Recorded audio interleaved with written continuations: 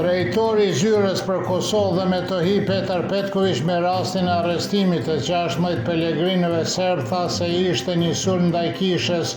ortodokse serbe dhe besimtarëve të saj, të cilët gjithnjë më shumë po i vizitojnë manastirat në Kosovë.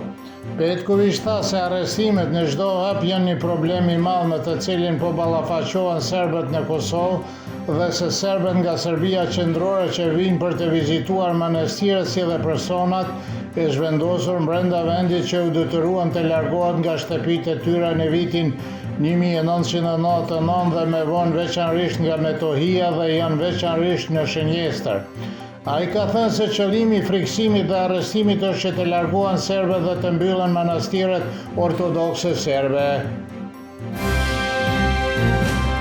Komuniteti serb në Kosovë nuk ka qese në gazetat e përditshme dhe periodike në gjuhën e tyre amtare për gati 2 vjet pas ndalimit të hyrjes së mallrave nga Serbia qendrore që hyri në fuqinë e qershor të vitit 2023.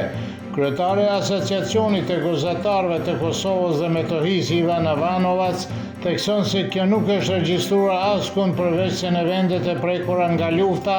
si dhe tha se Bashkia Ndërkombëtare tregoi mos interesim të plot për faktin se komuniteti serb në Kosovë është i penguar të informohet në gjuhën e tyre amtare dhe kirilice.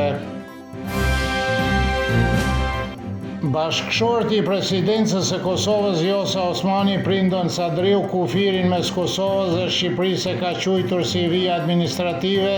kurse Kosovën Dardani. Këtë ka bërë përmes një postimi në Facebook së bashku me një foto të masiveve malore mes Kosovës dhe Shqipërisë. Prindon Sadriu është diplomat karriere në Ministrinë e Punëve të Jashtme të Kosovës dhe flamuri me mbishkrimin Dardania është në kabinetin e bashkëshortes së tij, Vjosa Osmani, që nga viti 2020. Edhe pse ajo ishte në shënjestër të kritikave se mund të çonte në dilemën vendet që e njohen Kosovën, Osmani ende e mban atë bajrak së bashku me flamurin e Kosovës në kabinetin e saj.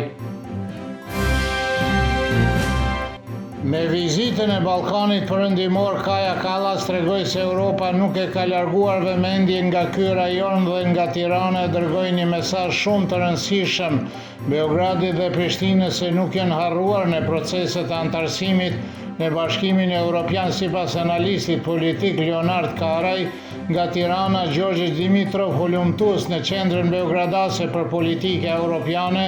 thotë se përfaqësuesja e lartë nuk solli asnjë mesazh të ri gjatë vizitës së saj në Ballkanin Perëndimor, por gjithashtu tha se Bashkimi Evropian nuk ka një shkop dhe karrot mjaft e fortë me të cilën mund të kushtozojë Beogradin dhe Prishtinën që t'i kthehen dialogut. Redaktori i Radio Televizionit të Podgoricës Milan Sekulović vlerësoi se duke zgjidhur Shqipërinë, Malin e Zi dhe Bosnjën Hercegovinën si destinacionet e para, Brukseli dërgoi një mesazh geostrategjik për vendet e Ballkanit Perëndimor.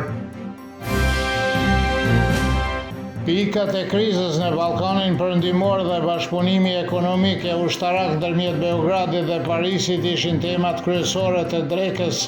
punës me Emmanuel Macron, tha presidenti i Serbisë Aleksandar Vučić pas takimit me Macron.